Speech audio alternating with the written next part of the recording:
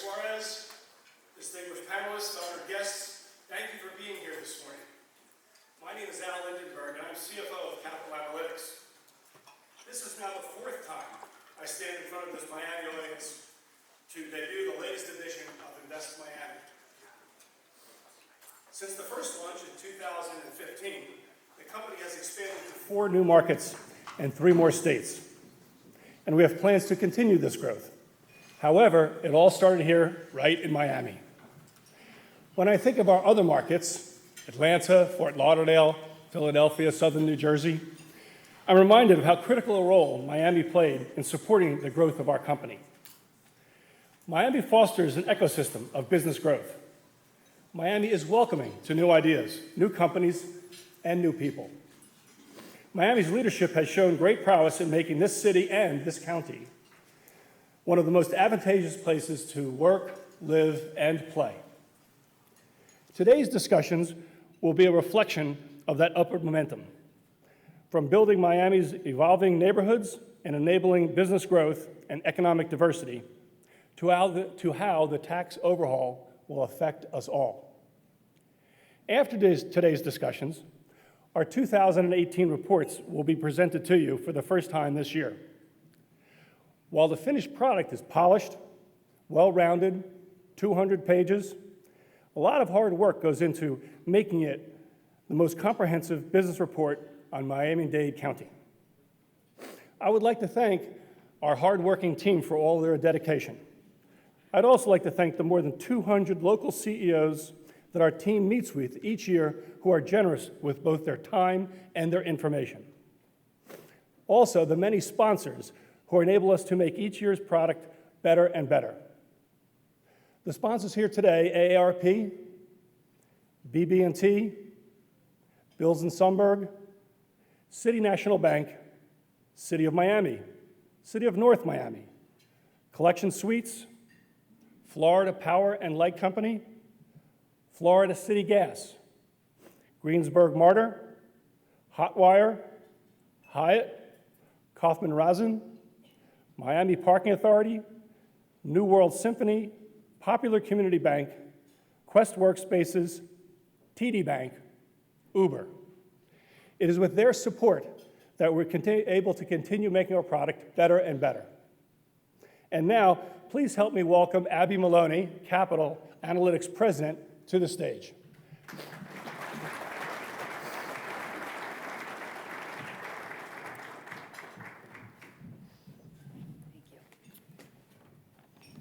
Good morning, Miami. It's good to see you all. Thank you very, very much for being here. Mayor Suarez, honored panelists, distinguished guests. Thank you for being here to celebrate our 4th edition of Invest Miami. I cannot express how delighted I am to be releasing this 4th edition. While I've been spending a lot of time growing the company and working with our new territories that we are opening, this book, this city, this county remains dear to my heart.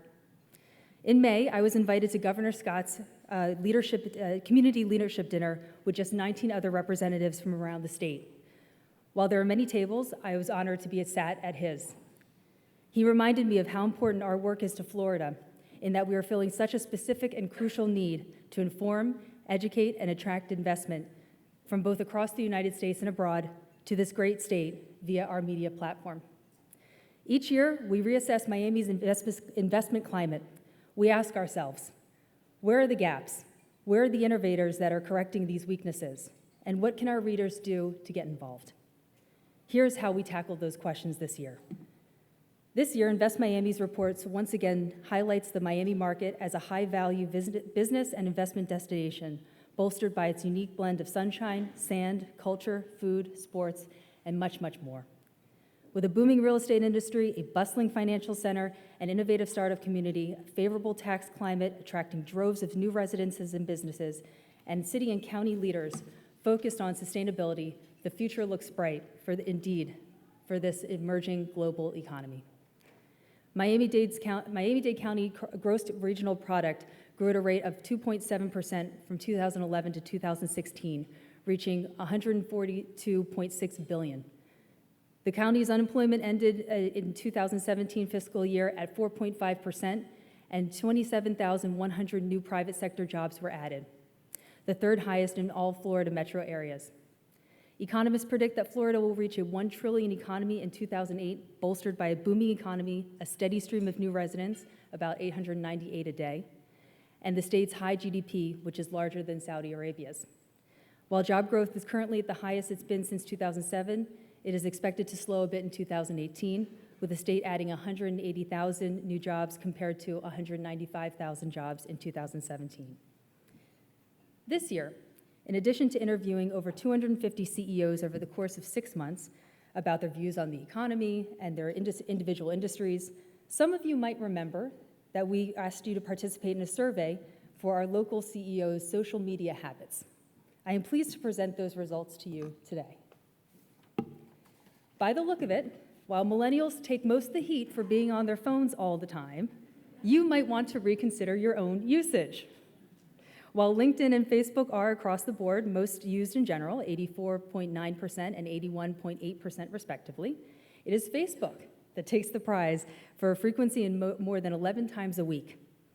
YouTube sees the most use for business and personal at 45.8%, and Twitter seems to be the least used for both personal and business reasons by the executives we surveyed.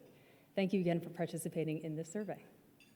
Before I introduce our keynote speaker, I wanted to mention that I consider myself honored to work with such an amazing team at Capital Analytics. No work this in-depth can be done alone, and I have with me some of the most dedicated, intelligent, and hardworking people I've ever worked with. Thank you.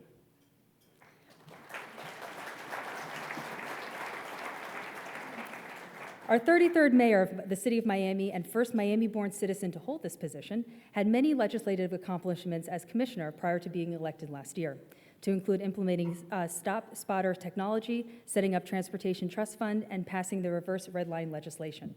Suarez is dedicated to elevating the quality of life for residents he serves by focusing on transportation and connectivity, resiliency, and job creation. And I must mention, there is something unique about this mayor and his accessibility to the community. He is the first mayor or political figure in general that I've ever encountered that is so committed to his constituents that he gives out his cell phone number freely. He honestly does, and he sincerely means it, and he even did so in this year's 2018 book on page 71. Check it out. But I'd like to test that theory, and so I'd like to see how accessible he is right now. Is it ringing? Uh-oh, the mailbox is full. Trust me, it rang, it went somewhere, and he just has so many constituents reaching out. But without further hesitation, should I try it one more time? Oh, I'm getting a phone call, look. Call's right back. Mayor Francis Suarez, can you please join me on the stage?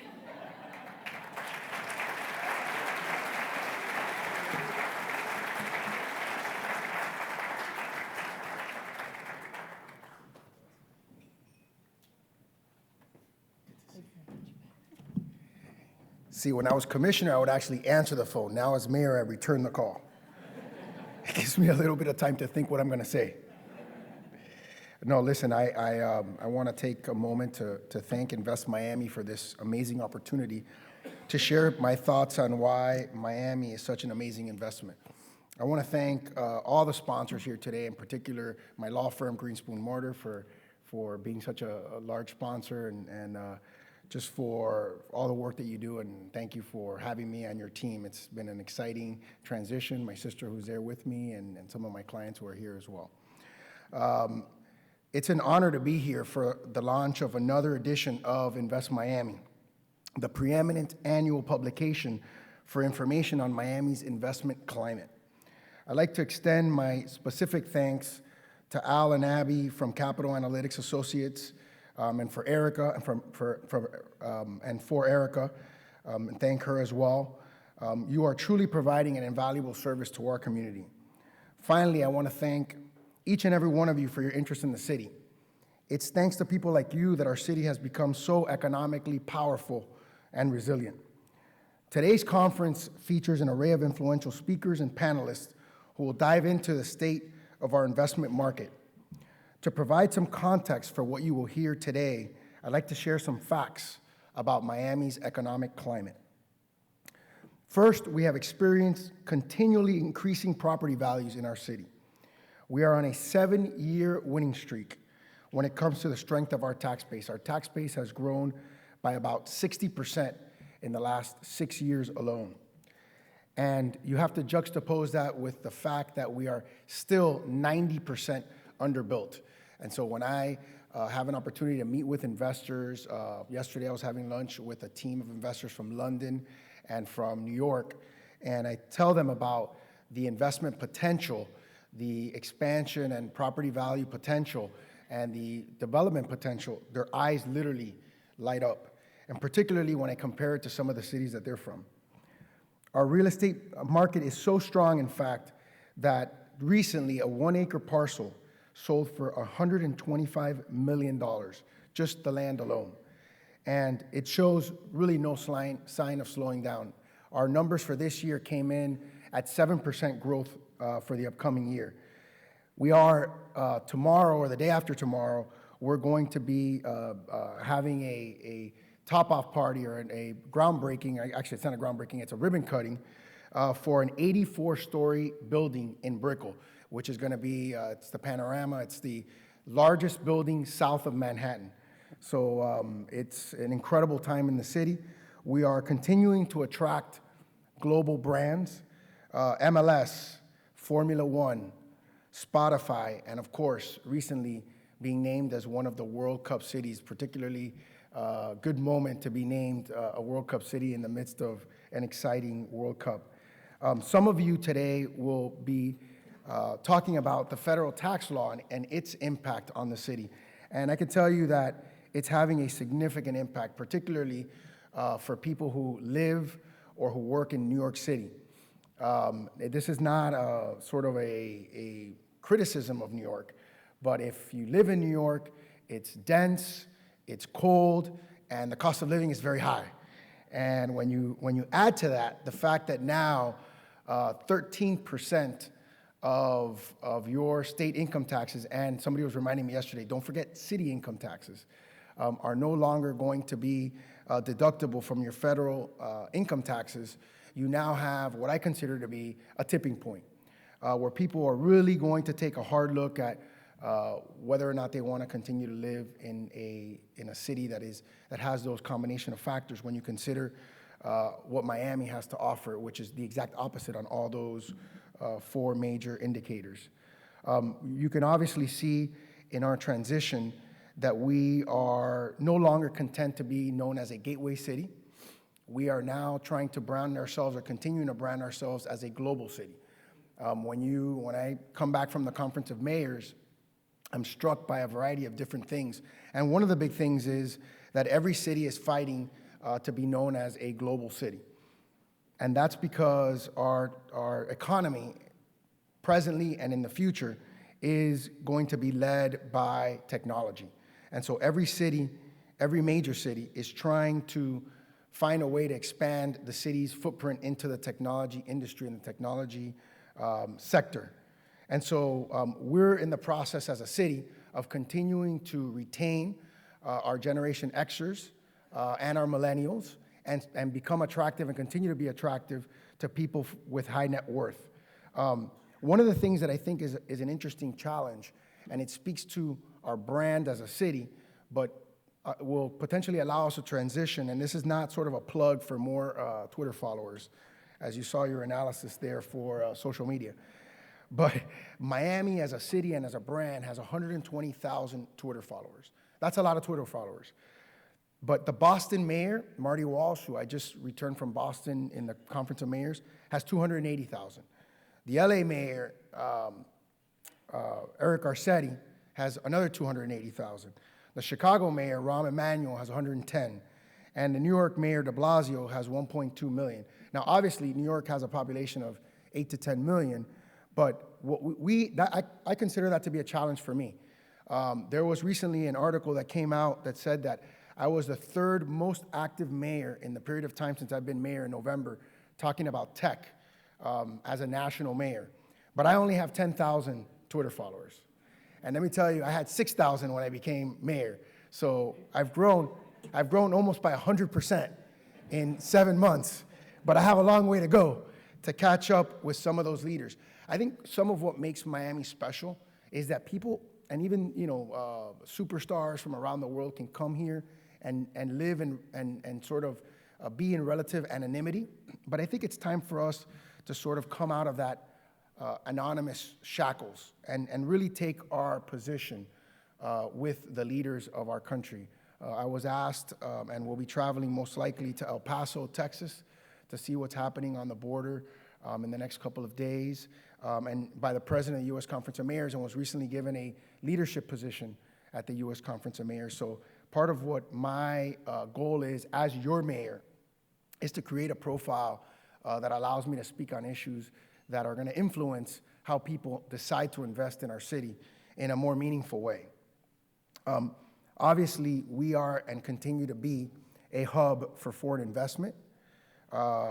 We've always been, to some extent, a hub for foreign investment. We've always attracted money from South America, from Europe, and from the Caribbean and Latin America. What we're now seeing is a diversity of investment like we've never seen before. We are now pulling investments from areas like the Middle East, England, India, Turkey, Russia. We're seeing from China, from Japan. So we are really becoming global in terms of our investment pool. I think we're becoming much more diverse as a city, and you see that reflected in sort of the next generation of leadership and business leaders in this community, in this city, and that's something that, frankly, makes us stronger. We're not tri-ethnic anymore. We're not tri-religious anymore.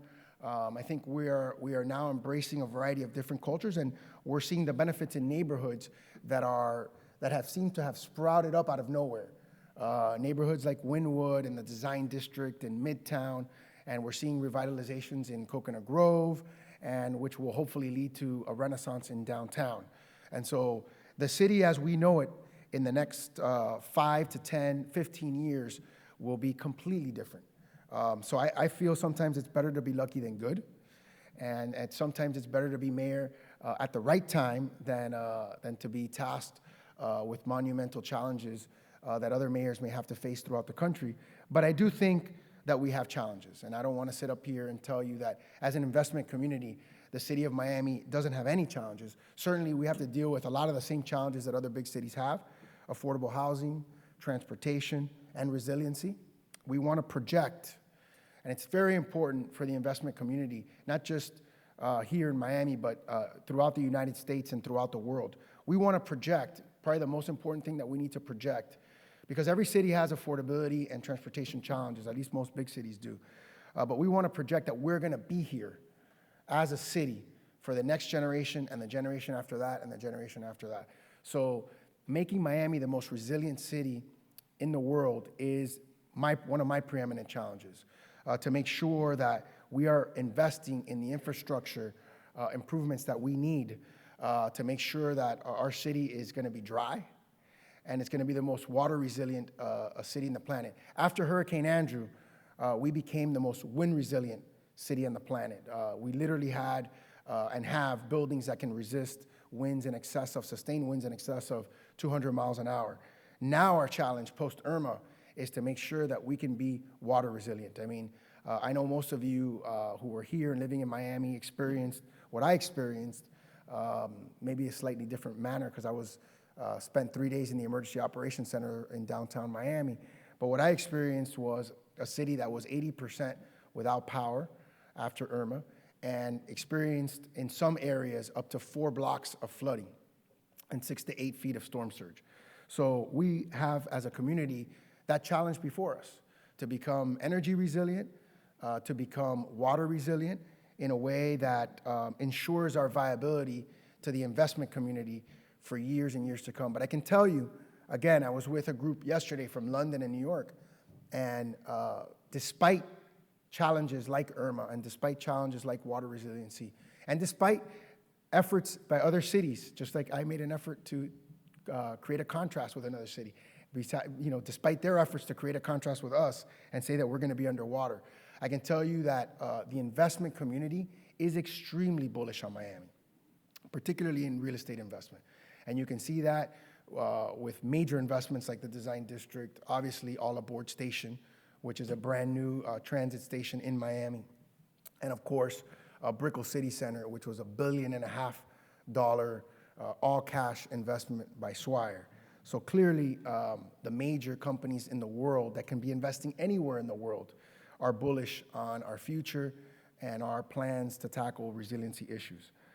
Today, many of you are going to hear from political and economic leaders in our community that are going to help you get a full picture of how strong our market is. I want to thank you for your interest in investing in Miami. I think that you'll agree that our economy and our market is the strongest in the world. Thank you.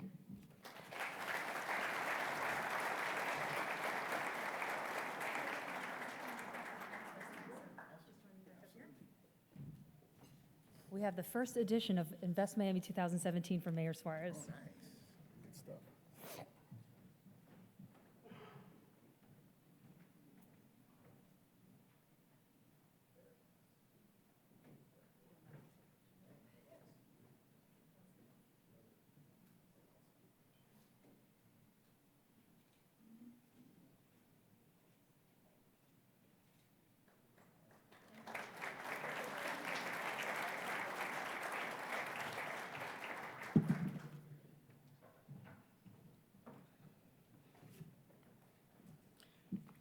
Good morning, everyone. Good morning. Thank you, Mayor Suarez. Please help me give the mayor another round of applause.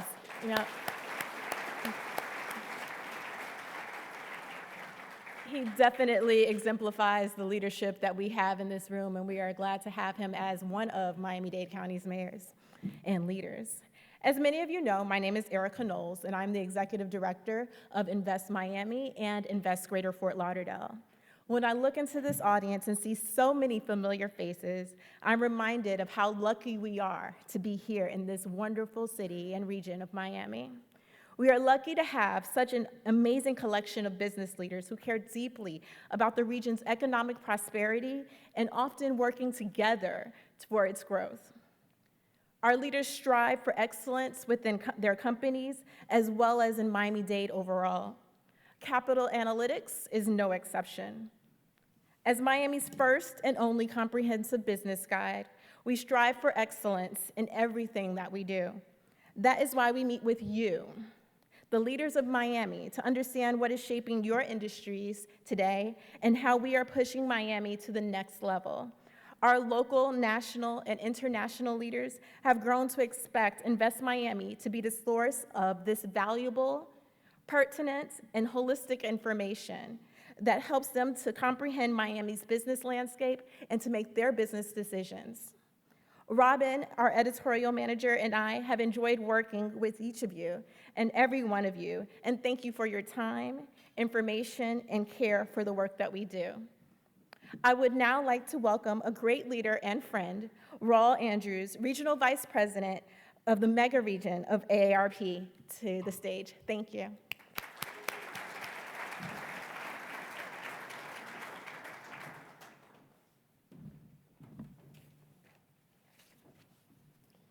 Good morning, Miami. Good morning, Miami-Dade. When you fall in love, there's nothing more special, more powerful. And as your regional vice president of AARP, I can tell you, having traveled the coast from New York to California on a regular basis, nothing gives me joy like the opportunity to spend time in this jurisdiction, Miami-Dade County. You have all of the ingredients that are necessary to become a global city. And the only thing you need to do to maintain that urgency and that insistency of being a global city is to believe that you are. And don't take second fiddle for granted. Now, there's some challenges everywhere. I've seen the challenges in New York City. I've seen the challenges in LA and Oakland. Chicago, I was there last week. San Jose. What I can tell you, you don't have to take second fiddle to anybody, but wherever you stand, be the soul of that place. And that's why AARP, national and state, is happy to be a partner with Capital Analytics for the second year in a row. And while we double down on our investment, before I introduce this panel. I want to introduce some of my teammates. People ask why AARP comes to events like this, or why do you participate? Well, yes, our membership of 38 million members across the country are 50 and older. The reality is AARP is a statewide commercial tenant in the state of Florida.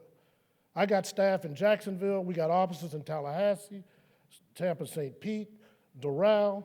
The reality of it is we're here. I got over 30 staff and over 1,000 volunteers who are working every day for you and your loved ones. That's why we're here, because we are part of the fabric of these communities that we serve. Victoria Funes is on our Florida team. She's one of our associate state directors. Raise your hand, Victoria, let them see you. If you need something from AARP local, Victoria's the one that can get it for you. I got two of my national teammates here, Natalie Shortall and Jason Tudor. They reside in South Florida, but they work for headquarters in Washington, D.C. And then my young superstar, Isabel Ruiz. Isabella just graduated. How many of you got kids that just graduated from college looking for that first job? Isabella was one of our interns. We plucked her right off the stage at graduation and gave her an opportunity. Here's a millennial that's got an opportunity for a first-time entry-level job right here at AARP, because if the goal is a full life well-lived, if the goal is a full life well-lived, then you want to be here with us at AARP celebrating birthdays, not across the hall with the morticians. Now, here's some quick facts about the panel that you're going to hear. Every day across the globe, 1 million people turn 60. Every day across the globe, 1 million people turn 60. In the year 2025, less than 10 years from now, 1/3 of the U.S. population will be 60 or older. In the year 2030, less than 12 years away, the oldest of the baby boomers will be 85 years old. The oldest of the Gen Xers will be 65 years old. And dare I say it, Isabella, the oldest of those millennials who love Mountain Dew so much, they'll be 50 years old. So when we talk about building character and the way neighborhoods are going to redefine and are redefining the new Miami and the United States of America, the reality of it is it's a full life well lived. And there are 4 freedoms that drive that. You got the freedom to choose where you want to age and how you do it. You want the freedom to earn. We're fighting every day against the scourge of aging stereotypes and age discrimination. You got the freedom to learn. The beauty of the freedom to learn is when we do survey after survey across Florida and elsewhere, what we find out is brain health is the #1 concern on people's mind because of early onset dementia and Alzheimer's. People just want to be here. And finally, that opportunity to choose to pursue happiness. So let me welcome the panel of Building Character, How Neighborhoods Are Defining the New Miami. Please join me in welcoming some all-stars. I'm going to come up here and talk to you about it. Albert Garcia, who's the Vice Chair of Wynwood Business Improvement District. Albert, come on up. Give him a hand.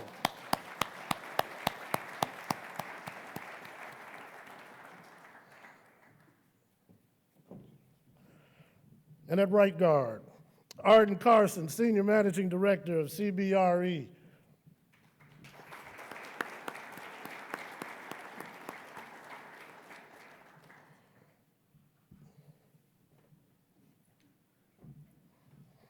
Larry Spring, Jr., CPA, City Manager, City of North Miami, at center.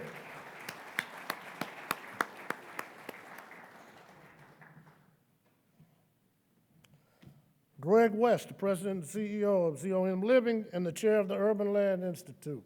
Come on up, Greg.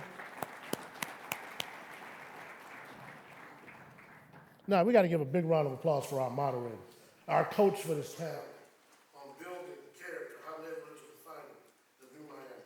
Manny Crespo, partner, Greenspan Martin. Come on up, Manny.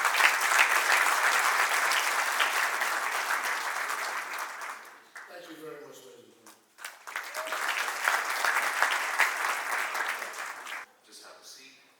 Yeah, my name is Manny Crespo. I'm here with my firm, Greenspan Martin. We are very happy and proud to be sponsoring this event and being with all of you today.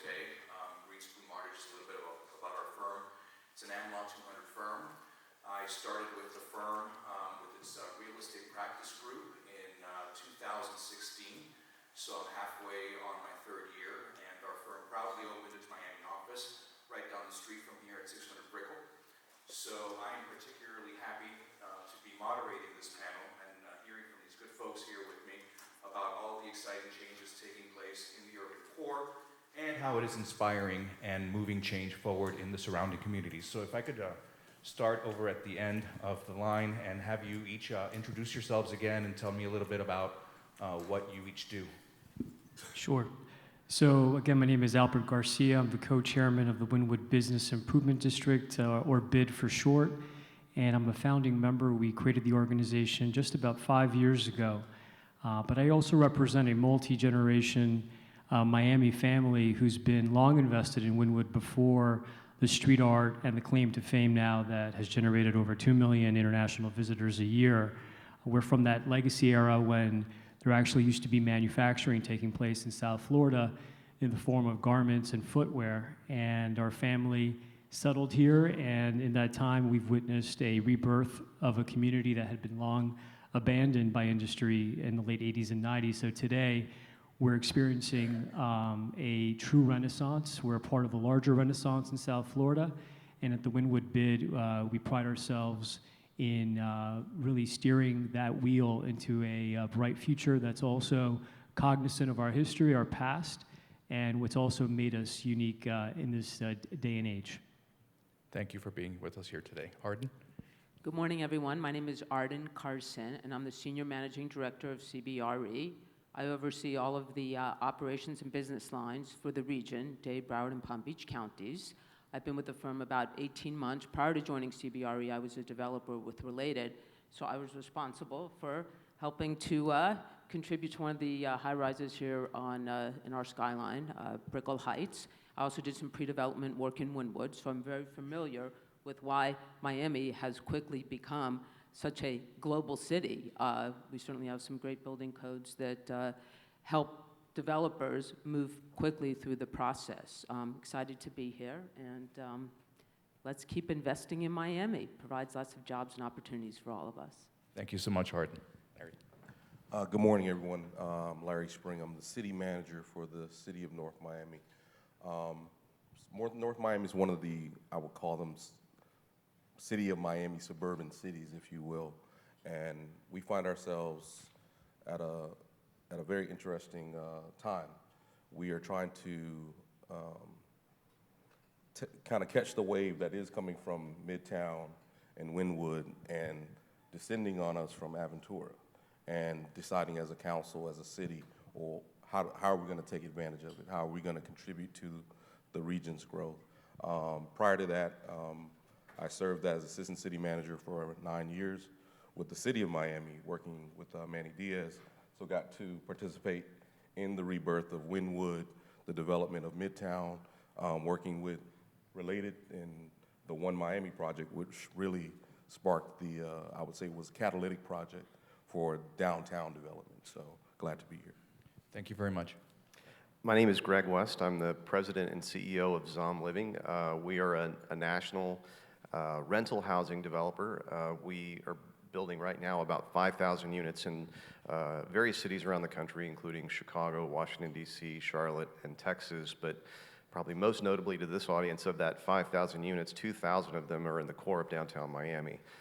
So we are, as a company, very, very bullish on what's happening in Miami, where we're very heavily invested in downtown Miami. That's across 5 projects. 2 of them are now open. One is the Monarch building on top of the Whole Foods grocery store.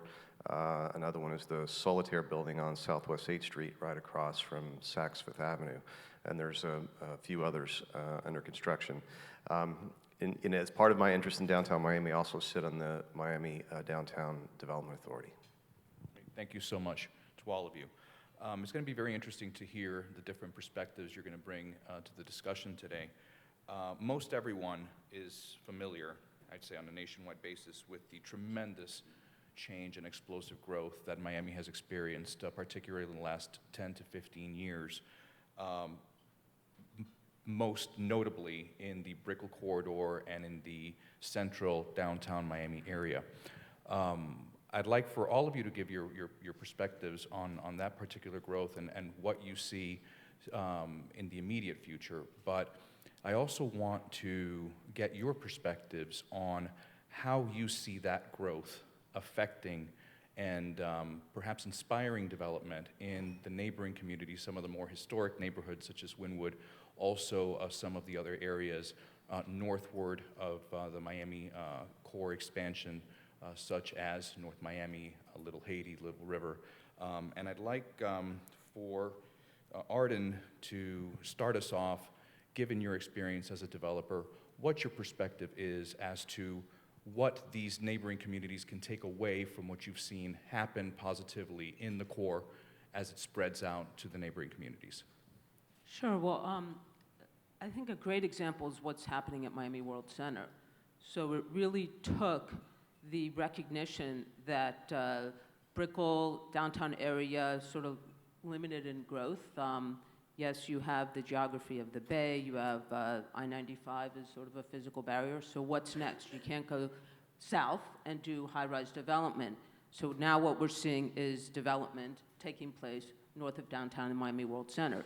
CBRE is actively involved in supporting the development there. We're spearheading the leasing of one of the office buildings right at the center of major transportation corridors, Metro Rail, Brightline, People Mover, all of those things. And the concept of live, work, play, stay, yes, it's cliche-ish, but it's just so important. And that's how we're marketing and attracting residents. We're attracting retailers.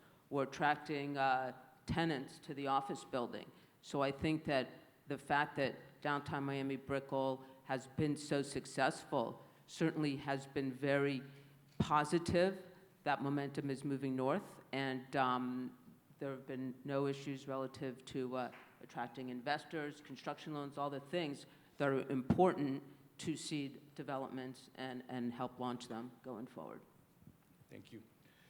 Albert, what's your experience in the Wynwood area? How do you see Wynwood absorbing this upward expansion of the urban core with a lot of the younger residents of Dade County having a very deep interest in residing in an artistic mecca such as Wynwood has become, a very diverse community in terms of the population? How is Wynwood accommodating the influx of people, and what do you see in its future in accommodating this new type of resident?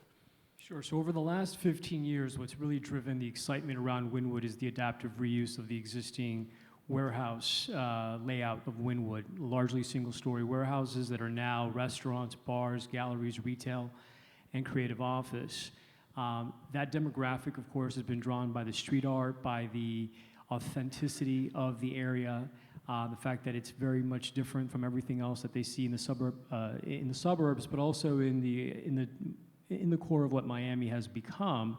And those market pressures are now sending us signals that these millennials also want to live where they play. They also want to work down the street. They want to shed their cars. They're certainly using Uber, but they're also now using even motorized scooters to get around town, if you could believe that, in this weather.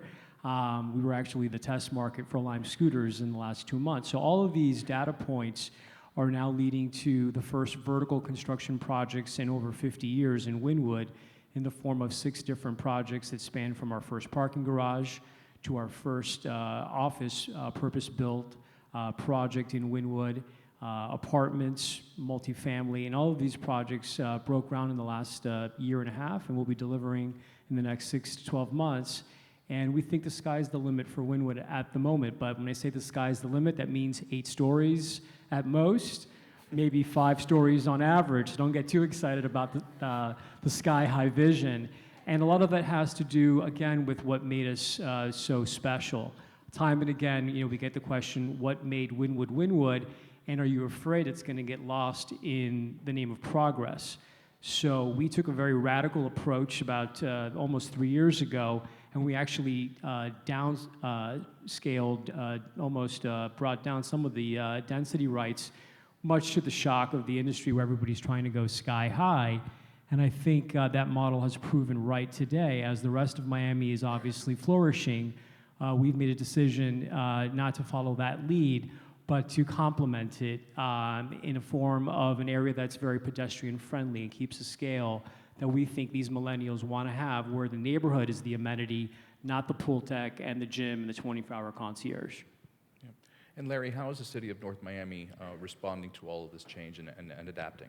Kind of very interesting, and Albert just said it. It's all about the height, right? We have a mostly bedroom community, and they're very aggressive about protecting what made North Miami for years before. But as we look at our revenue diversification and being able to provide service and all of those pressures that cities feel, you have to start to develop and create a good mix.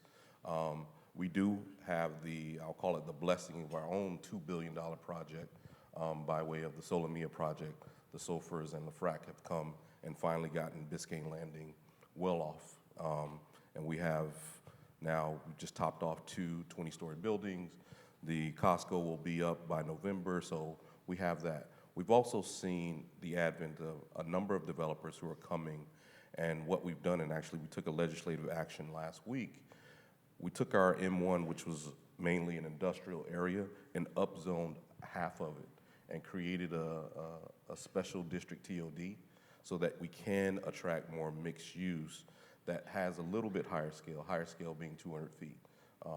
But as far as what's happening in the neighborhood, we're literally right now reevaluating how high and what projects make sense when they're up against a single story family home that's been there for 40, 50 years. So we're trying to take advantage, and I guess the best thing to say is we're from a policy standpoint, we want to direct the narrative, if you will.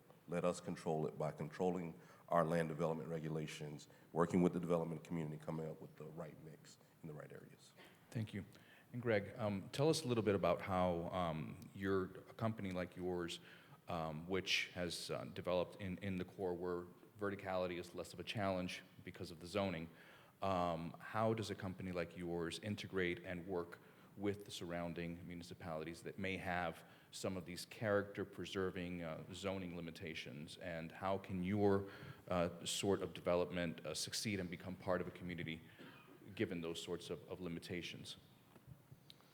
I think that when we think about development in downtown Miami and also around surrounding neighborhoods, we really focus on transportation, and I think the best way in both in the downtown core and in these surrounding neighborhoods is that when we're planning our public transportation and expanding our public transportation, that we plan that density around those locations, and that allows you to preserve the character of neighborhoods as well. And it also, I'm sure everybody in this room may have noticed that we have traffic congestion issues in South Florida. That's also smart in allowing people more to live and work along those nodes and get their cars off the streets. And as a follow-up question to some of the statements you made concerning transportation, what sort of support from, say, municipal or legislative point of view would you seek in order to assist with making these developments more successful or more feasible in connecting your, say, high-rise development to a neighboring community and vice versa? Yeah, thank you for asking that. What do you need from our municipalities? Thank you for asking that question. There seems to be a sentiment about with some people that driverless cars are going to solve our public transportation woes, and that all is going to sort itself out. I believe that's just categorically incorrect. And if you think about it, driverless cars may make it more convenient for you or anyone to not own a car, and you may choose to not own a car. So what that means really is there's going to be less demand on parking. Whether you park in a garage, or you park at your home, wherever, there's probably going to be a need for fewer parking spaces. But there's going to be probably more cars on the road because it'll be more convenient for people to take driverless cars. So the traffic congestion doesn't get better, it gets worse. So thinking of that as a solution to public transportation is not correct. What we need to invest in is we need to invest in mass transportation. We need Metro Mover, we need Metro Rail, we need Brightline, we need Tri-Rail, we need Coastal Link, and what we need our civic leaders to do is to embrace the fact that we must invest in public transportation, we must plan for public transportation, and we must create density nodes along that transportation so that we create places for people to live, places for people to work, places for people to recreate, where they can conveniently use this transportation and get those cars off the road. That, in my mind, is the only solution. And if the communities work together, not just it can't be done by a single city. It has to be done by every city along the corridor of those transportation lines to do that kind of planning. And it is, in its essence, a little bit, if we build it, they will come, because developers will not build that intensity at a future rail stop that may or may not come. It must be the responsibility of government to invest and create that transportation and make that rail stop and allow the density to be there, and builders will build. That will certainly come with it. Arden, in your background as a developer and your current position, could you speak to this issue, this subject of what developers will look for in a particular area in terms of mass transit connectivity, future development of public transportation sites, hubs, intermodals, things of that nature, and where you believe the hotspots are now that are going to attract more development in the area? So I know we're talking Invest Miami, but we can't talk about Investing Miami without thinking about the impact that Brightline is really having on our region. I mean, it is so transformational, to use another cliche, but it's just really obvious. I, in fact, was chatting with one of my colleagues yesterday who told me that she lives in Brickell, works in our Miami office, was taking a flight out of Fort Lauderdale. She used Brightline to go from Miami to Fort Lauderdale, and then took an Uber to the Fort Lauderdale airport and saved about $15. I mean, that says a lot about what is going to be happening in our region. Brightline just opened from Miami to Fort Lauderdale a couple of months ago. Clearly we're going to be watching their rates, but that is going to have such a major impact, and then going into Fort Lauderdale as well. So what we're seeing is a lot of interest in the downtown areas from an investment perspective. Miami, Fort Lauderdale, a lot of trades recently on major properties, and we're monitoring rates, and we're going to see what happens, but there's a lot of interest, and so we're out there in the marketplace right now and talking to large corporate users to see if they buy into that. Clearly they're listening, and we're just very excited with all that's happening in the region, but we really do need to look at it as a region. Yeah. And Larry and Albert, Greg made a very interesting and real point in that the solution is not going to be, the solution to transportation and density issues is not going to reside with any one municipality or even on a greater scale the county. What is the conversation, what is the dialogue, if any, between municipalities that you have experienced of late with regard to the transportation issues between these different communities and how to bring everything together into one cohesive Miami? Well, we've been having a lot of conversations. The onset of Brightline and Coastal Link and the possibilities has created a huge dialogue. And glad to say, almost forced by the TPO. They're saying, you guys need to get out their cities, identify where you want or you see a potential stop, and come up with a plan and come back to us. I rode Brightline for the first time 2 Fridays ago from Miami to West Palm Beach, and to get all the way up there, 55 minutes, 800 units right there off the stop. You walk out, the apartments are there. You can walk to the town center, City Hall, and do all your business, get back on and come back down. Made me think about, and I'm a guy who I used to live in Brickell for 10 years. I live in the Omni now. I ride Lime scooters all the time. And maybe I can move to West Palm Beach and work in Miami and not have a car, or it made me think as an individual who's been in Miami forever, And then, you know, we work on it. Our biggest argument right now is what stop or what area on our northeast corridor makes the most sense. And so we're going through that process, but we have a lot of dialogue going on with, you know, believe it or not, Miami Shores and Biscayne Park, North Miami Beach, Aventura, Bal Harbor, Miami Beach, all of the cities are talking about, at least on the northeast corridor section, where does it make sense? We'll see where it pans out. But I mean, we're doing our own study. We're spending money.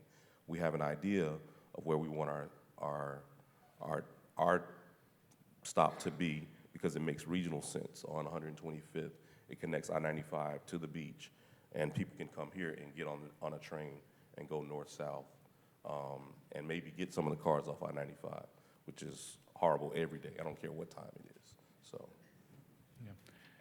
And if I may add, while mass transit is certainly quite critical to the growth and the sustainability of everything that we're experiencing now and hopeful for the future, it's that last mile stretch that's quite critical. You can build all the stations you want, but if they're not effective at getting you to where you live or where you're trying to work, you won't get the usage that is intended out of these modes of transportation. So for example, we talk about the coordination between all the various cities in South Florida, but even within the city of Miami, there's coordination between different neighborhoods. The City of Miami trolley program has been quite successful. It's actually growing exponentially. Ridership records are set almost every month. It's free of charge for anyone who wants to use the trolley. They have Wi-Fi, and they do complement the Metro Rail stops, the bus stops, and they do spill into the actual urban core areas where Metro Rail doesn't service and the county bus systems don't service. So I think it's a mixed bag of solutions. It's not just Brightline, Tri-Rail, Metro Rail, Uber, scooters, but it's all of the above, done in close coordination between private enterprise and government. It's really the only way that we're going to be able to hack the challenges that lie ahead, and that involves communication, a vision, and a plan that everyone's invested in working together. Thank you. You know, while I'm hearing you all, you know, explain, you know, all of these discussions and plans and hopes for the connectivity, you know, it comes to mind that, you know, one of the interesting things that I've personally experienced, having been a lifelong resident of Miami-Dade County, is the birth and death of the Uber suburbs, or the faraway places, where, you know, that was once, you know, the new frontier, and people were forgetting about the more historic and urban neighborhoods and basically leaving them behind. We've seen a complete reversal of that trend. Some folks will refer to it as regentrification, you know, attraction back to the urban core, et cetera, for convenience, close to work, play, et cetera. But it almost seems like we've got two phenomena going on here at the same time, because we're also seeing tremendous growth and development in these far west suburbs, such as the village of Doral, the rebirth of downtown Dadeland. We're seeing major changes going on in downtown Coral Gables. And maybe, Arden, you can speak to this in your experience as a developer in your current position. What do you think is driving all of this simultaneous development and all of these different cores, if you will, throughout Miami-Dade County? I mean, I think a lot of it just has to do with personal preference. I think, you know, what neighborhood are you comfortable in? But what we're seeing is the growth of these town centers, and as you mentioned, downtown Dadeland and Doral, and it's the same concept: live, work, play, stay, that you can be 10, 15 minutes from all of the amenities and all the services that you need. We spent a lot of time studying downtown Doral, and it's fascinating what's going on there. I mean, Armando Codina, he's a visionary. He always has been. He's, you know, I call him the godfather of real estate development here in South Florida. But he's taking a lot of these principles that work in these urban areas and trying to recreate that in Doral. Having schools, though, is critical to making these neighborhoods work. People want to live in Doral now because they have the best schools. And that's something that we really need to talk about. We talk about transportation, we talk about affordable housing, but we really need to have those conversations, and we do have them, about schools and education, because they too will be are really gonna help propel us, continue to propel us as a global city. So You know, it's the same concepts. It's really kind of where you want to live, but you can live in downtown Dadeland, and you can get to downtown Miami if you happen to have your offices there. So all this connectivity is just really critical. It's just sort of repetition of the same development themes and just making desirable communities with great amenities. Okay. Well, I want to thank you all. I'm getting the rapid signal from the back of the room. I want to thank you all so very much for being here with us today and sharing your experiences, with our group here and being part of the growth of our community. Thank you so much. Thank you.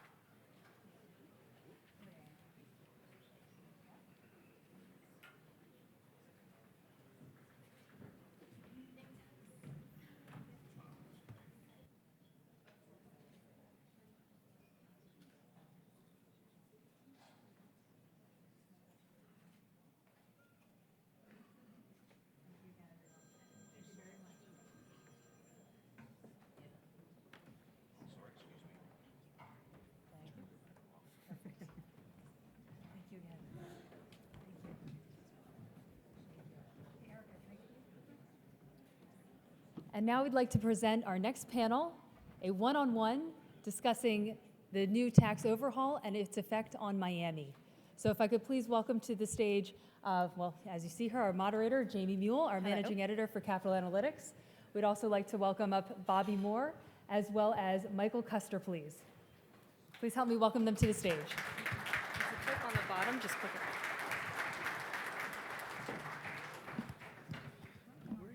Hello. So maybe you guys here. We'll have you sit here.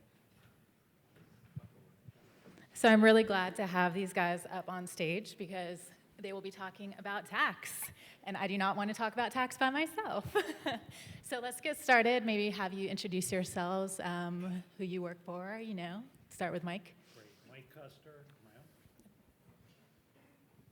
Mike Custer, Kaufman Rawson. We're a full-service accounting firm.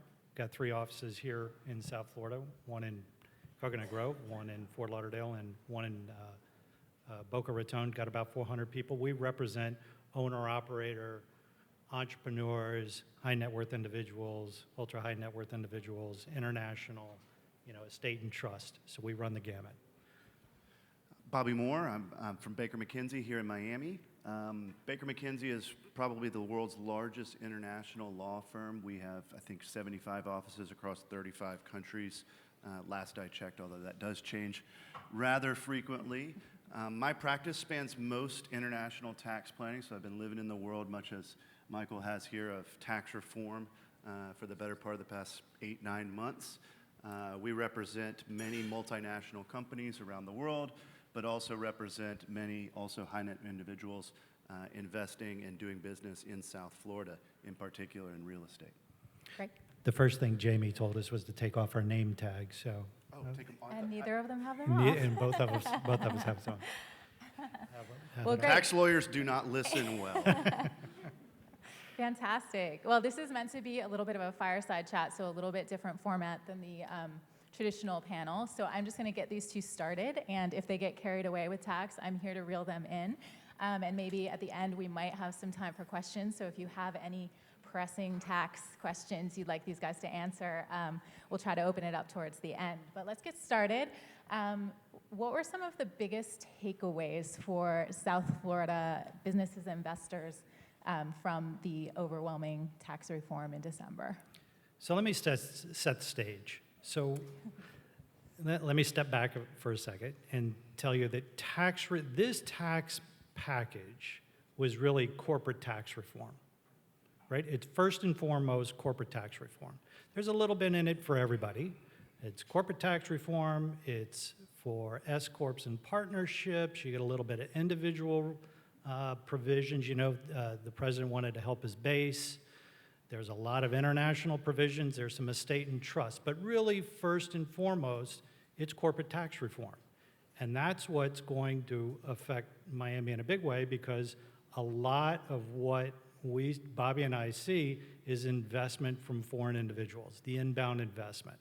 And you have to make a decision as to what type of structure you want to set up, what kind of entity, what kind of legal solution. And so for me, there's three,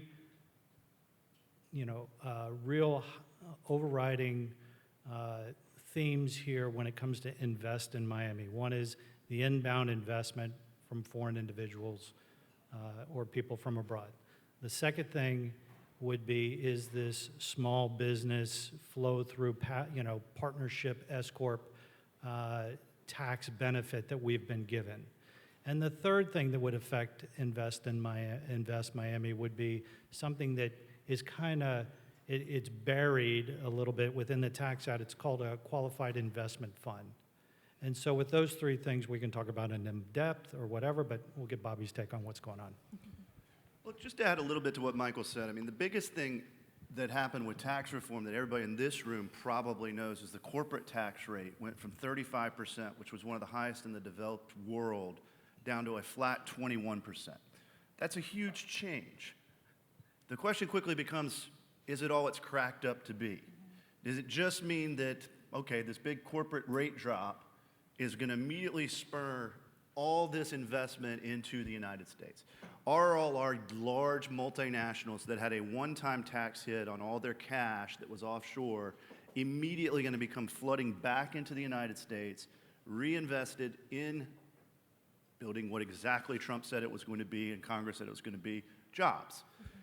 This has happened before, although it was not coupled with a large drop in the tax rate. But we saw a one-time so-called repatriation tax back in 2004, and it didn't exactly go the way that Congress said it was going to go. Sometimes these companies used the additional cash for share buybacks, for other types of executive compensation type things. So there's a lot going on with our large multinationals, and I think it's still a little early to say whether all of the cash that was offshore is going to come back and immediately flood into the United States markets. That said, some has, and I think we'll continue to see more the longer we get out away from the immediate hit that a lot of companies had to take on their offshore earnings. This is from a multinational perspective. Why do I set the stage there and instead of focusing immediately on the individual side? Well, it's a little relevant, it's very relevant, because when you go over to the individual side and you start thinking about investment in, say, U.S. real property or real estate here in Miami, the number one question most investors usually had was, what's the tax rate I'm going to pay? And the answer used to be quite nuanced. It used to be, well, if you invest through a company, you're going to be subject to tax at our 35% rate plus Florida state corporate income tax. And then there might be a second layer of tax if you make any distributions from that company. And oh, by the way, if you invest through a company, you're not going to get the benefit of our long-term capital gains rate, which is 20%.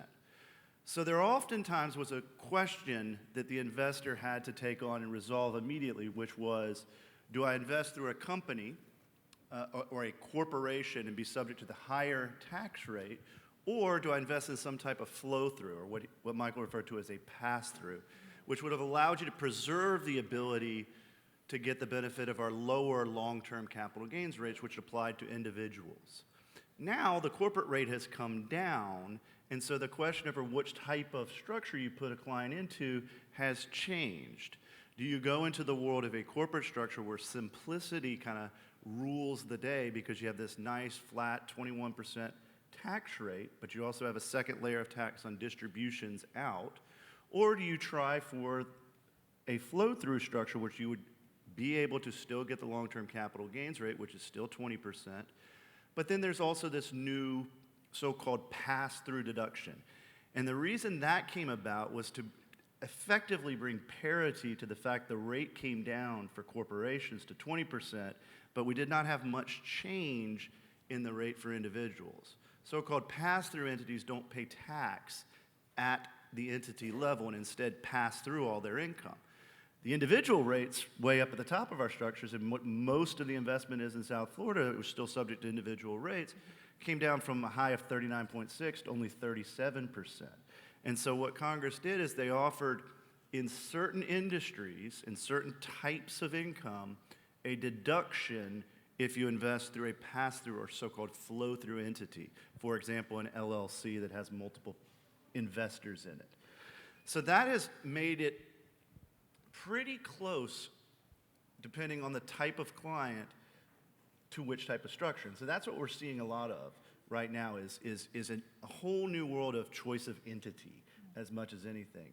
And I think we have not seen a slowdown in development projects, inbound real estate projects, just as the prior panel was talking about. South Florida is still a very robust place, I think, for investment, especially from foreigners. And I think that will continue. And I don't think tax reform did anything in particular to deter it. Although I'm talking too much, so I'm going to let Michael say a few words. Because we could go on all day about this. Yeah, for those of you whose eyes have rolled back in the back of your heads. Anyway, one of the offshoots of all our development has been, as the mayor said, is we have a lot of high quality product now that is now vertical, horizontal. Every time a building is built, I get another 6 more clients. All right, whether it's and it's what Arden said. If people want to come down here, live, play, stay, all of those wonderful things. You get a hedge fund guy out of New York that has a fund that's being subject to tax at their rates, they have no problem moving to South Florida, into the Miami area with the product that we now have and set up shop. They've got to pass a few tests, they've got to do a lot of things, and the reason is because of the state income tax and the inability to deduct state income taxes. And taxes may not be the #1 reason why, but it certainly helps. And we're one of only 8 states that doesn't have an income tax. So we really see it down here because of the product that's being developed now, frankly. I mentioned a qualified investment fund. Qualified investment fund, that's something new. You know, it follows sort of like the same geographical area as a new markets credit, but it's something that was provided in the Tax Act that said, listen, if you've got capital gains, you don't have to pay tax on those capital gains. If you take the amount of capital gains and invested in these new entities that are going to be called qualified investment funds. Those qualified investment funds then have to take that money and invest it into you know, areas that have already been designated by the government, but it's typically in our inner city neighborhoods and the like.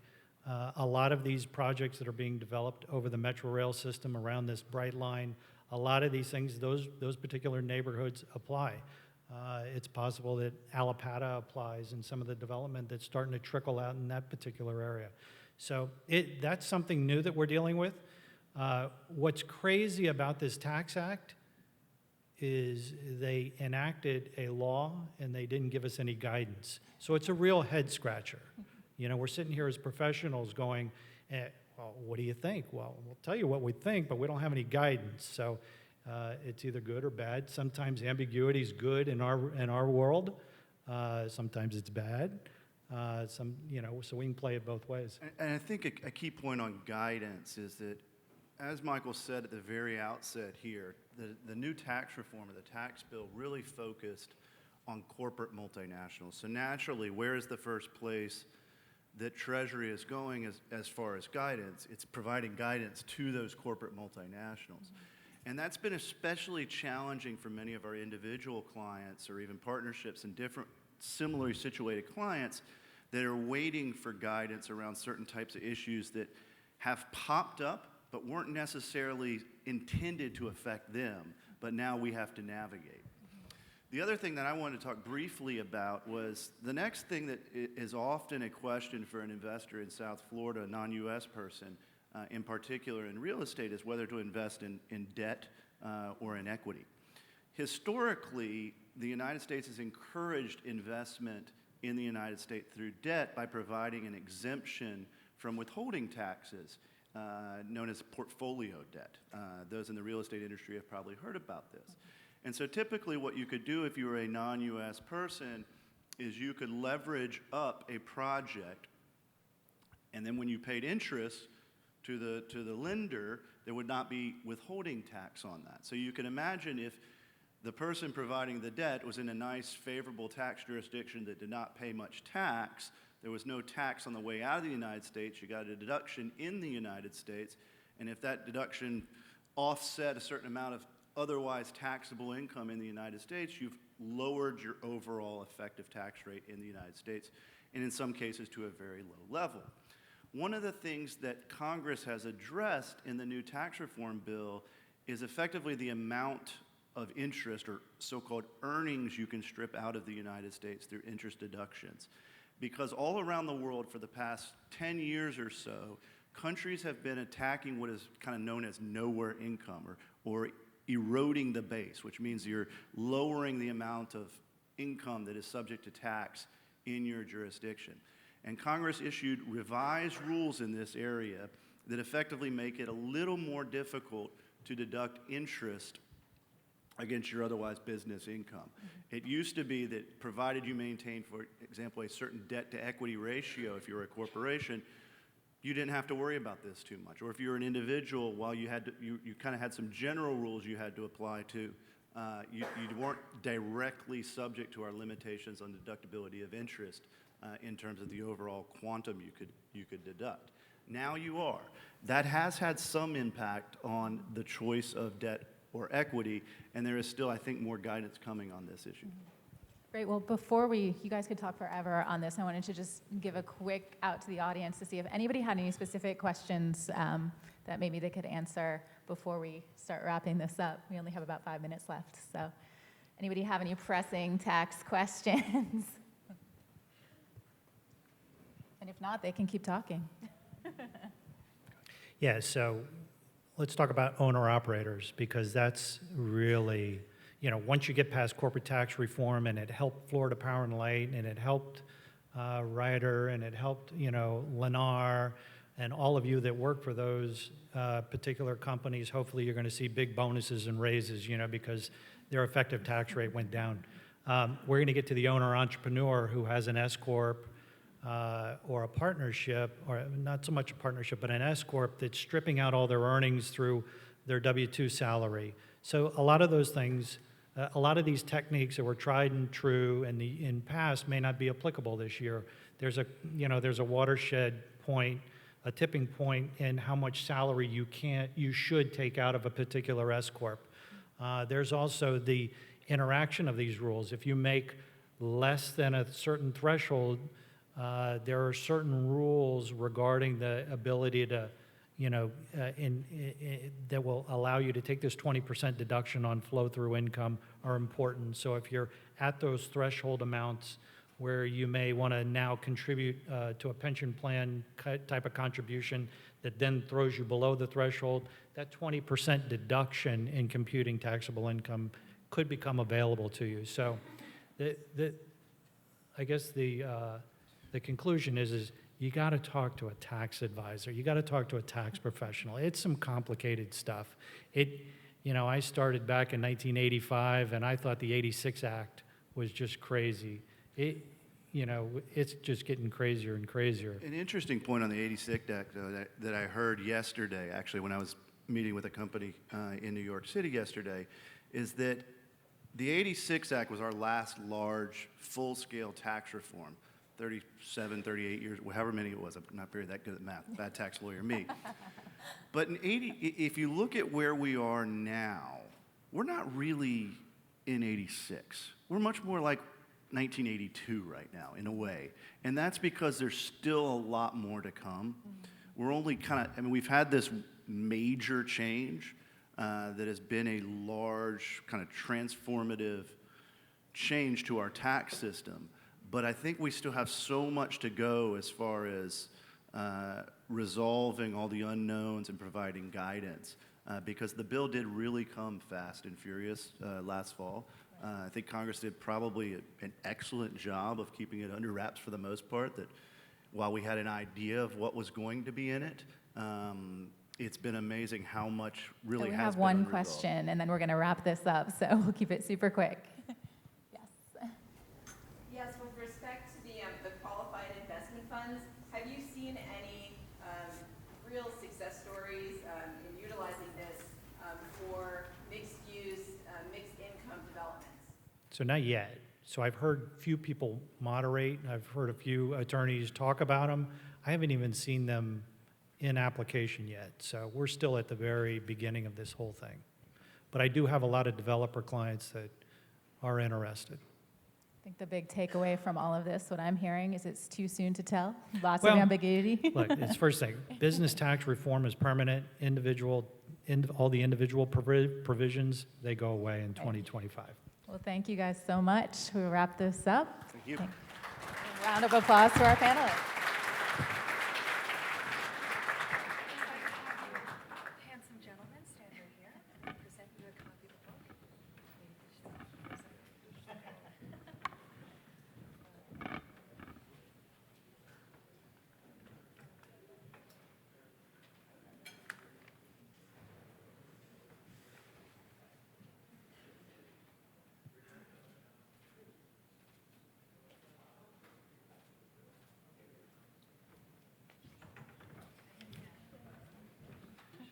Can I have another round of applause for our tax experts?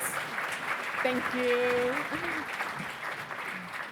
I would now like to welcome to the stage my new friend, Tom Babinek, Senior Vice President, Mortgage Market Manager from BB&T.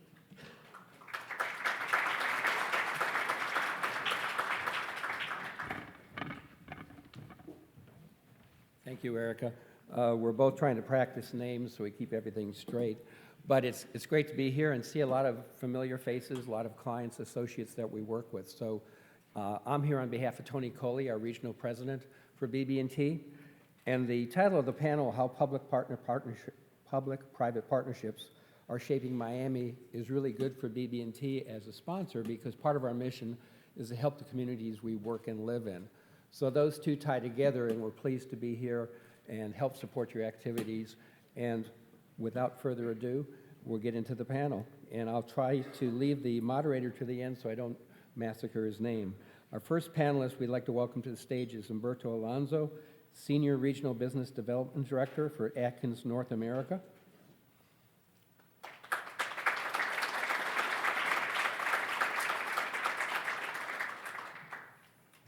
Good morning. Good luck. The second panelist is Jonathan Bullock, Vice President, Corporate Development and Government Hotwire Communications. Good morning. How you doing? Next panelist, Christopher Hodgkins, CEO, Miami Tunnel and Chair, Miami-Dade County Public-Private Partnerships Task Force.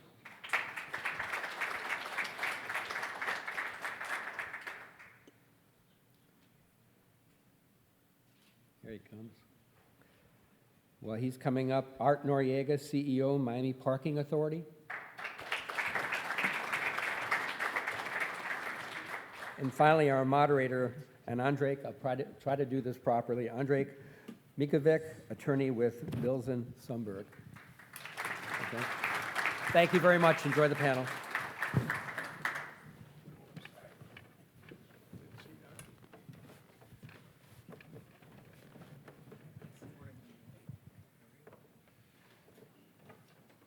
Good morning. It's on? I think it's on.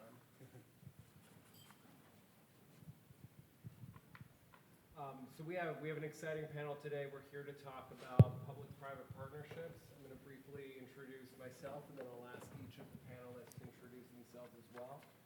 My name is Andrej Mikovic. I'm an attorney at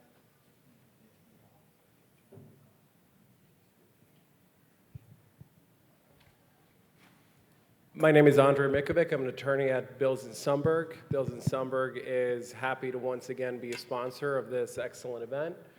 I am in the P3 group, and I primarily focus on representing financial sponsors in the procurement and financing of public-private partnerships, both on a national level as well as throughout Latin America. And I will, let's start with Art. Art Noriega, CEO of the Miami Parking Authority. So we are what is normally described as sort of a quasi-governmental agency. We're affiliated, obviously, with the city of Miami, but our sort of reach goes beyond just city. We do a lot of work for the county as well at Jackson Memorial Hospital.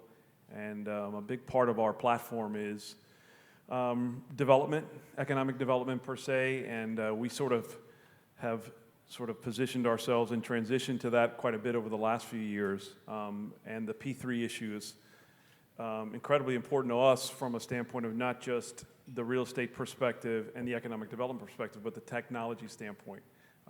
We kind of see the public sector in particular as a significant incubator for that. So happy to be on the panel. My name is Chris Hodgkins. I'm a CEO of the Miami Tunnel. I've been with the tunnel operation for Meridian Infrastructure since the day we had our ceremonial shovels in the ground. And for a $1 billion tunnel, we employed over 7,000 people during that construction. We won Deal of the Decade. We got P3 Hub's Best Performance and Operation Award last year. So we're excited about getting where we got, which was an on-time project, $90 million under budget. And with Meridian, we try to do transformational infrastructure change throughout the world. I'm Jonathan Bullock. I run corporate strategy and government relations for Hotwire Communications. Hotwire is a full-service telecommunications company that deploys all fiber networks. Some of you may know us from serving your condo building downtown, but we also serve enterprise businesses. We do public-private partnerships with cities all up and down the East Coast. Good morning. Humberto Alonso with Atkins North America. Atkins is an engineering consulting firm, international consulting firm. We were acquired by SNC Lavalin about a year ago now. SNC is one of the premier infrastructure development companies in the world. We do a lot of rail and transit as well as other energy-related projects throughout the world. About 50,000 employees at this point, so we're fairly large. I had to write down some of the facts. About $9.3 billion in total revenues last year. So we are fairly large and fairly well entrenched in the P3 business, especially in Canada, where the business model for P3s is fairly prevalent. And Humberto, actually, I'd like to start with you. I think it would be good, just given the size of the audience, I know that everyone has different backgrounds. Maybe not everyone knows what a P3 is, what a public-private partnership is. So let's take a step back, and do you want to kind of explain what a P3 is and maybe give some examples of successful P3s in Florida? I know that Chris already mentioned one of the most successful ones. Absolutely, and it's good that we have Chris here because he does represent one of the most successful in the country. But a P3, I look at it simply as an agreement, a contract to deliver a project between a public and a private entity where the allocation of risk is equitably distributed. So when I say equitably distributed, it's distributed to the party that has the best means of managing that risk and delivering a better value for money, a better way of allocating those financial resources to the project. So this can all get fairly complex in analysis. We could probably spend a whole day talking about those details, but that's fairly well, I think, the definition of a P3. And kind of, just maybe walk the audience through a few projects that have been delivered in South Florida or Florida generally. The two projects that we all talk about as being very successful are I-595, the managed lanes in Broward County, projects successfully delivered, as well as the Port Tunnel. There are significant differences, I think, in the way those two projects were delivered. And I would tell you that the tunnel itself, I consider to be a very, very well structured and delivered project. We had challenges as that project came closer to financial close. and those challenges were overcome. I think there was a lot of support from the business community for the construction of the tunnel at the time. There was a lot of discussion where the state really looked at reallocating some of the funds for the project very close to the end of that whole process. And our firm, Atkins, and the predecessor firm to that, Post Buckley, Shue and Jernigan, was involved over 20 years before in actually doing the feasibility study for the port tunnel. So it gives you a sense of just how long some of these projects take. The then Secretary of Transportation remarked that that project was one of the first projects that he had worked on when he had started working at FDOT, and he was State Secretary of DOT at the time. I'm sorry, had been State Secretary of DOT after that. So it shows you over a 20-year period to actually structure the project and then get the project started and then delivered. And I think the delivery, especially the contracting part of it, was very, very well done on the tunnel. And Chris, I think, he and I remember speaking about that, had some very, very good strategies, I think, that made that project a very successful project. I would look at it from not only a project delivery perspective, but from a social and political perspective, very, very successful. Yeah, I think we're really lucky in Miami-Dade County to have had one of probably the premier P3 projects in the U.S. delivered on our home soil. Chris, as the CEO, do you want to talk a little bit about the impact of the project on the county and on its local businesses?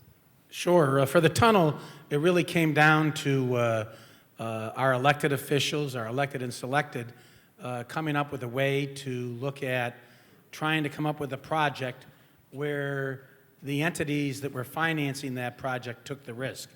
So although it sounds very competitive, it really was, in the sense that our bid, although we brought in a construction firm that was the construction firm that built the French side of the tunnel, so they had major tunnel experience. The fact of the matter is we were $500 million less than the next bidder. So although they were looking at innovation, believe me, price $500 million less than the next bidder made quite a difference. But when I come to this room, I think about the last time I was here, or one of the first times I was here, was they were just completing the Marlins Stadium. There was a lot of acrimony in the room as the then mayor was speaking to a crowd of why it made sense. And I watched as the mayor got recalled, several commissioners got recalled.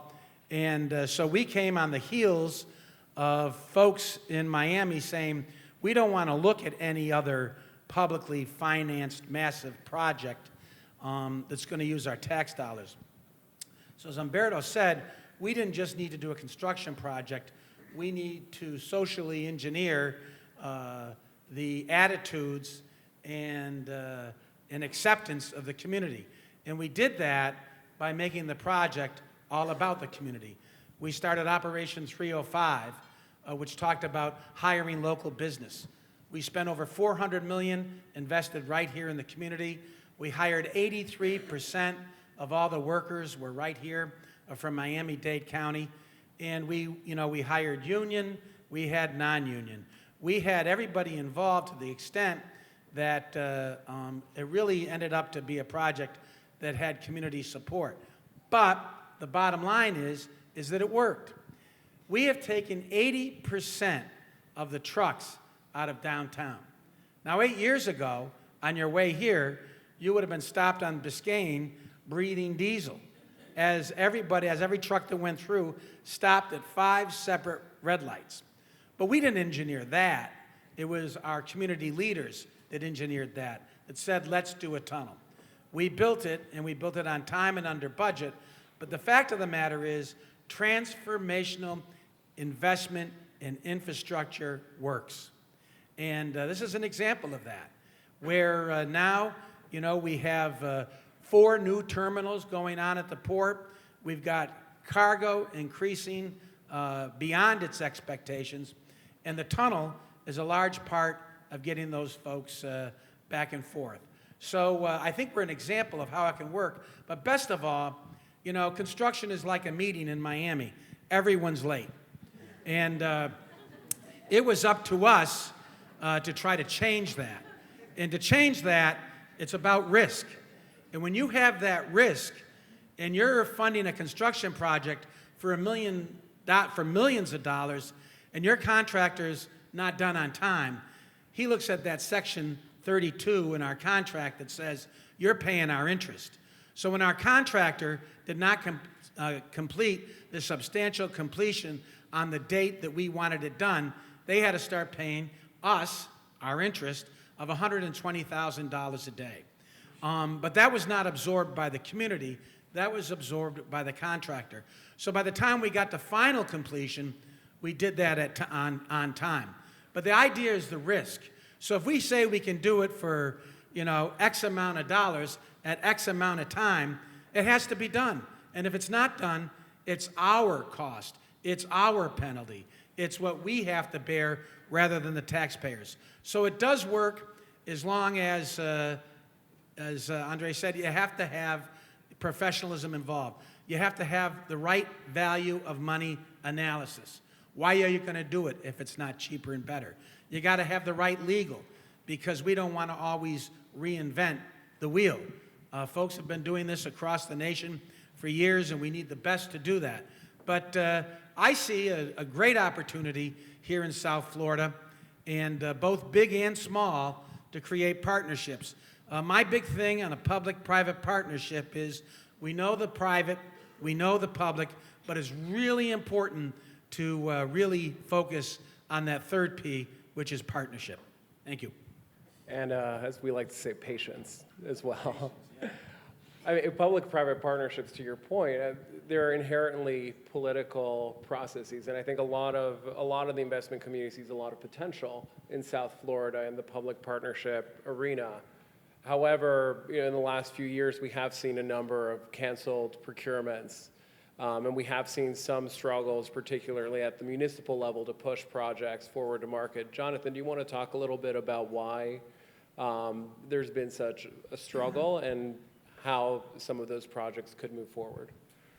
I think generally speaking, there's been some distrust in the local government. While we've had some very successful P3 projects in South Florida, there's also been some not so successful P3 projects with the stadium being built and where that is, and then you've got some corruption issues with local governments and local mayors, and there has to be a public trust and a citizenship involvement in any P3 project. Otherwise, it's just fundamentally not going to be successful, and that's a hurdle I see that needs to be overcome. And I think, to one of Chris's other points, I think P3 is a lot about finding that right risk allocation. Not all projects should be delivered through a P3 model. A P3 is one of many different delivery models that a government has to bring a project to market and to actually get it done. Art, do you want to talk a little bit about how you go about analyzing a project, and when is a P3 the right fit, and when do you have to look at maybe just a construction contract, design bid? So government, especially on an institutional level, are generally risk averse, right? From a public perspective, we're really limited by how much risk we can take. We owe it to our taxpayers, our business enterprises that reside within a city or a municipal government to be very conservative. In some cases, that hasn't happened, and it certainly bit a few local governments in the backside.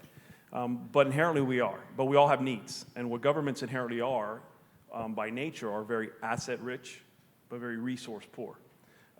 So there's this constant need to dial back, right, the tax base or the tax burden on the resident.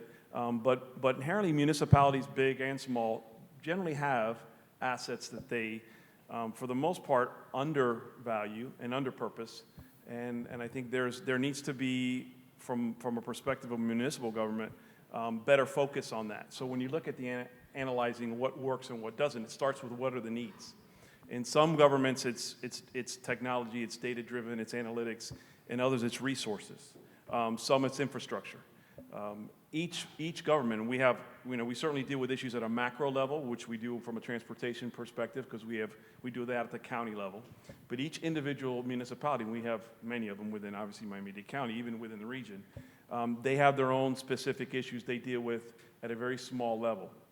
So when Chris talks about big and small in terms of scale, we always sort of focus on the big ones, but there are a lot of really small little regional issues that can be addressed. So when you look at how we analyze it, it starts with what your strategic plan looks like. What are the needs of the individual municipalities, governments, neighborhoods? Because it really dials down all the way to the neighborhood level. And how do you approach solving those problems or addressing those needs? And they could be resources, they could be infrastructure, but you got to start with a plan. And you have to understand what your priorities are.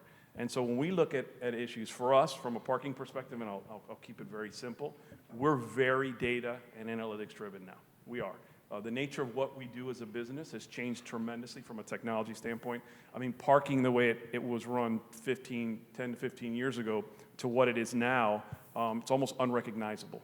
So when you look at what our needs are, it's all about technology. So when we look to partner, and we're doing a great pilot program in Coconut Grove as an example with the sensor technology, that was driven out of the need of, we need to understand where our customers are parking, what are our demand generators, what are our lengths of stay, because ultimately what we want to do is be very dynamic in terms of how we price parking, right? How we handle enforcement, how we regulate it. When we talk about the Ubers and Lyfts, the ride sharing, self-driving cars, autonomous vehicles, loading and unloading, how we use our public right-of-way now is going to look entirely different in 10 years, right? Because it's going to be very passenger-driven in terms of picking people up and dropping them off, as opposed to static.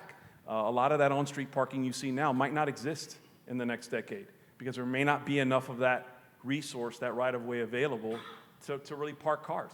It's too static.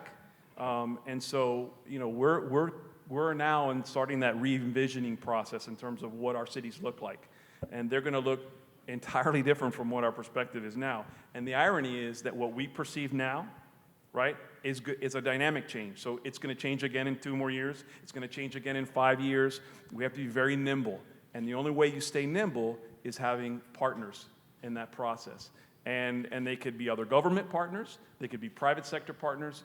But you have to be open to that and open to that change and open to being really flexible. Government inherently has a problem with that. We're not really good at being flexible. We move way too slow. We're way too bureaucratic. And so that's part of what has to change too.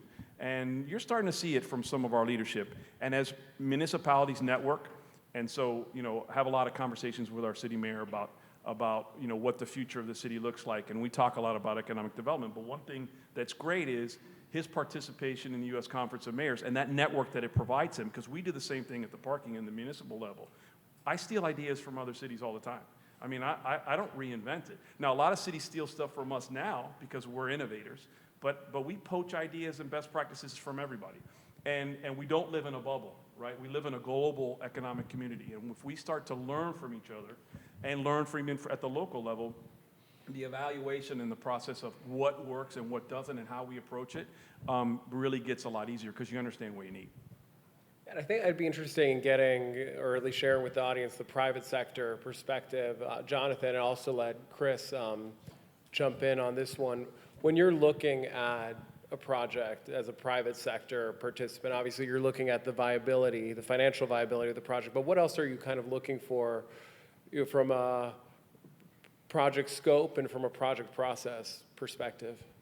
I mean, the first thing is obviously it has to meet something that we can address. And, for Hotwire, that's fiber infrastructure, smart city applications.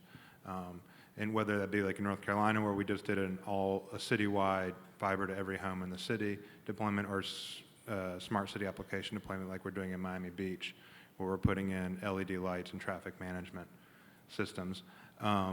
It has to be something we can actually help with and our expertise can address the concern.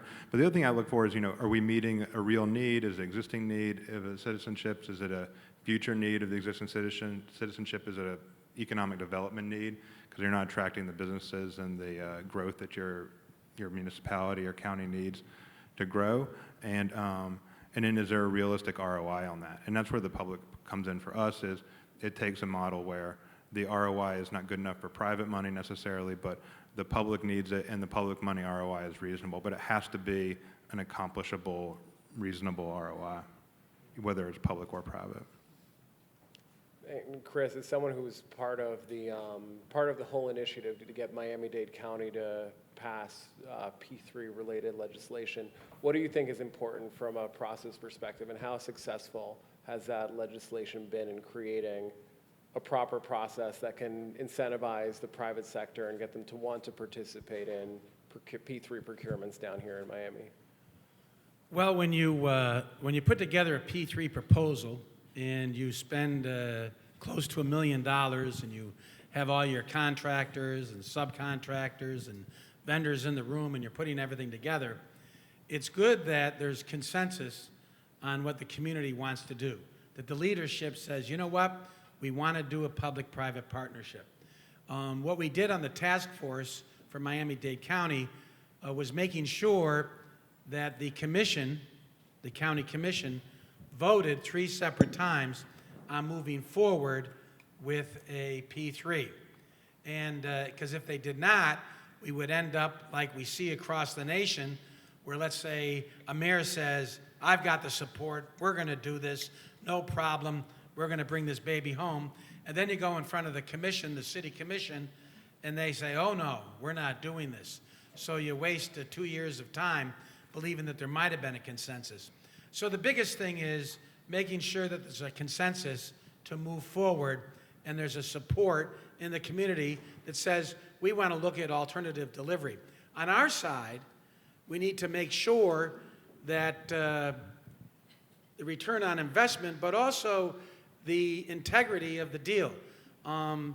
This tunnel was built on pension funds. We just raised over $1 billion here in North America on pension funds, teachers' pension funds, pension funds from California. We're working locally to get IBEW pension funds, other union pension funds, but they want a secure return on investment. That's our investors. So as we embark on this and we look at our pool of investors, they want security in their investment. So if there's a consensus to move forward and the deal is properly put together and legally structured in a way that gives us those assurances that we can take that risk, then we're all building more transformational infrastructure that's really needed, especially here in South Florida. Yeah, and I would add, in addition to what's been said on the ROI side and the structure of the deal, for us, the ability to innovate is very important. So we look at P3s as really being grounded in a large part on that. So if the way that the procurement is structured doesn't allow sufficient innovation, that for us may be a no-go signal. So we're not interested in getting into a situation where you're basically bidding apples to apples to apples. That's not really a P3. Very, very important part of the deal as well. Another thing for us is equity. And so when you're taking the public's money and you're a company that's to operate in the community outside of this P3 partnership, and you're taking the public money and use it for an infrastructure product, we want to make sure that the infrastructure is being deployed equitably, so we don't have a whole segment of the population that feels their money was misused and not contributed towards them. And especially these smart city deployments, you want to make sure that you're addressing digital divide issues with those, and it's not just serving the ultra wealthy areas of town or the business community. Equity has got to be key. Okay, I think we are running short on time. Art, I have one final question for you. And I would look at the City of Miami banner that's up there that really speaks to something that in the industry we refer to as smart cities. You talked a little bit about data collection and technology and maybe where the P3 delivery model can actually work to forward those initiatives. What's kind of in the pipeline, and what are these smart city initiatives? What are cities looking at today from a technology perspective? Well, when you look at infrastructure, in terms of brick and mortar infrastructure, it's so in some ways cost prohibitive. I mean, there's projects that we should have done decade, 20 years ago, at 40, 50 cents on the dollar, what we're going to spend today. And unfortunately, there's just some things that were that sort of not within our reach anymore in terms of brick and mortar. So what you've turned to is managing, especially from a traffic standpoint. How do you manage that better through technology? And that's signalization, that's dynamic pricing. We've talked a lot about that in terms of alleviating a lot of the traffic congestion through encouraging people to use alternate modes of transportation. Well, if you can price stimulate that. And so there's a lot of things that we're doing from a parking perspective, because I don't really look at us just as a parking entity, because we do sort of dabble and really should be a lot more involved in the transportation side, especially in that last mile perspective. There's a lot of ways to address that, and from pushing ideas and creating the level of interest, in terms of the P3 private sector side. We talk about smart cities, and that's great. But you have to have a plan for that smart city implementation, and you have to provide a sort of bandwidth for the private sector to want to be encouraged to do it. And a lot of what you've heard here, it's been an underlying tone, is that there's a lot of private sector investment that stays away because they get frustrated. They can't wrap their arms around how long it takes to get some of these projects to materialize, the cost to put together a proposal from an infrastructure and smart city standpoint, and there's a lot of risk inherent to that. Right, when you're putting together $1 million proposal, $1 million plus in a lot of ways, that's a loss leader in terms of cost if the political will is not there or it gets derailed. And a lot of times we run on political cycles. So you can have a great idea, start it, right, get it in the queue, and then all of a sudden you have a transition in terms of leadership, and the entire project falls apart.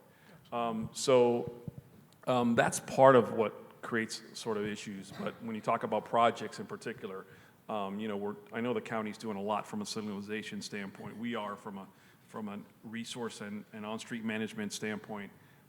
In the future, when I talked about managing the public right-of-way, I look to Europe as a big model for that. We've stolen a bunch of ideas in terms of how the European model works, in terms of sensors, GPS, how we can physically track and manage that right-of-way, so that we don't have that issue. I mean, there's a statistic that we just recently was sort of brought to light again, an updated statistic on the amount of time it takes somebody to just find a parking spot, right? And that lost time.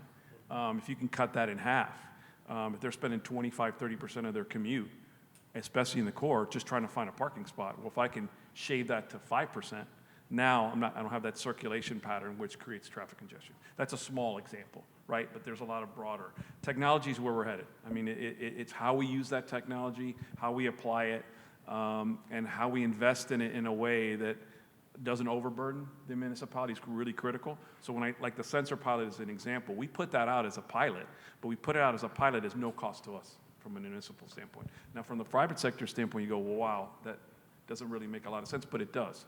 Because it was a European company, right, was the one we ultimately awarded it to. It was a small sample size, right, but just big enough for us to do a proper evaluation of whether to take it citywide. And they got a chance to get their foot in the door in the U.S. market, right? And so they saw the value in it. So we're not at risk for the pilot, but ultimately could provide a great resource to us in 6-8 months' time, the balance of what we have to evaluate it. And then ultimately, we're going to be very comfortable with a bigger investment because it's a product and it's a technology we know that has proof of concept that it'll work and that we are getting the return on our investment. And that's a small example, but those can be parlayed at every level of government. So it's coming, and like I said, the dynamic shift in terms of everybody's perspective on how they call an Uber ride or a Lyft ride today, is going to be dramatically different. And part of what I'm seeing, and as we talk to those in the industry, our pay-by-phone technology, how many people here use pay-by-phone? A lot of you. Okay, they're owned now by Volkswagen Finance. So when I talk to the Volkswagen people, you know what they tell me? They say, look, we're gonna literally, they bought that application for a reason, because their cars are getting smarter. They're using it as a technology platform. They're using it as a revenue collection platform. And what they're gonna do is they're gonna start to jump past the Ubers and Lyfts. They're going to get in the business of ride sharing. That's what the future is. The electric vehicle concept, that what Tesla's doing now, the Volkswagens of the world are probably going to end up lapping a Tesla because they can't produce enough cars. So there's a lot happening in the auto industry that what we see there in the landscape now might be 180 degrees different in the next couple of years.